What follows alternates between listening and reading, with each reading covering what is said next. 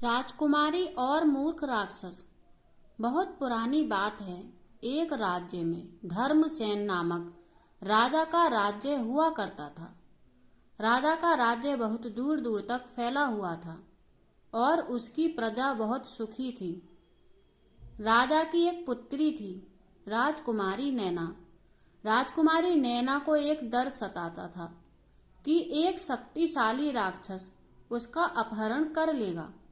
राजकुमारी के इस डर के कारण राजा ने राजकुमारी के महल में सैनिकों का पहरा लगा दिया था। एक दिन की बात है, राक्षस छुपते छुपाते राजकुमारी के कमरे में जा पहुंचा और राजकुमारी के कमरे में छुपकर बैठ गया और राजकुमारी की बातें सुनने लगा। राजकुमारी अपनी सहेली से कहने लगी, यह दुष्ट राक्षस मुझे बहुत परेशान करता है, इसका कुछ ना कुछ इलाज करना जरूरी है। राजकुमारी के महल में छुपा राक्षस यह समझने लगा कि राजकुमारी किसी बड़े शक्तिशाली राक्षस की बात कर रही है। शायद यह राक्षस उससे भी बड़ा है। किसी न किसी तरह इस राक्षस की शक्ति की जानकारी निकालनी चाहिए। इतना सुनकर वह राक्षस घोड़े का रूप धारण कर अश्वशाला में जाकर छुप गया।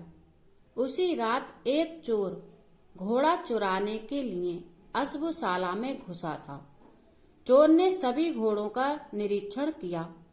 सभी घोड़ों में उसे घोड़ा रूपी राक्षस सुंदर मोटा तगड़ा दिखलाई दिया। वह घोड़े को चोरी करने की नियत से उसकी पीठ पर चढ़ गया और उसकी लगाम अपने हाथ में ले ली। घोड़ा रूपी राक्षस ने चोर को शक्तिशाली राक्षस समझकर अपना रूप बदलने की कोशिश की, किंतु उसकी लगाम कसके हाथ में होने के कारण वह रूप नहीं बदल सका। चोर के हाथ से चाबुक खाते ही घोड़ा रूपी राक्षस दौड़ने लगा। कुछ दूर जाने पर चोर ने राक्षस की लगाम खींचकर उसको रोकना चाहा, किंतु वह नहीं रुका और दौड़ता ही जा रहा था। चोर को शंका हुई कि यह घोड़ा नहीं कोई राक्षस है जो मुझे मारने के लिए आगे ले जा रहा है। यह आगे जाकर मुझे गिरा देगा और मुझे मारकर खा जाएगा। घोड़ा रूपी राक्षस दौड़ते दौड़ते एक विशाल वृक्ष के नीचे से गुजरा। चोर उस वृक्ष की शाखा को पकड़कर लटक गया और घोड़ा रूपी राक्षस उस पेड़ के नीचे से गुजर गया। जिस पेड़ की शाखा को चोर ने पकड़ा था, उसके ऊपर की शाखा पर एक बंदर बैठा हुआ था। बंदर ने घोड़ा रूपी राक्षस का मित्र था। अपने मित्र को इस तरह भागते देख बंदर ने उसे आवाज लगाई, यह कोई राक्षस नहीं, साधारण सा चोर है। तुम चाहो तो इसे मारकर खा सकते हो। बंदर की इस तरह की बातों से चोर को बहुत गुस्सा आया। जब बंदर इस तरह की बातें कर रहा था तो उसकी पूंछ नीचे लटक रही थी जो चोर के मुंह तक आ रही थी।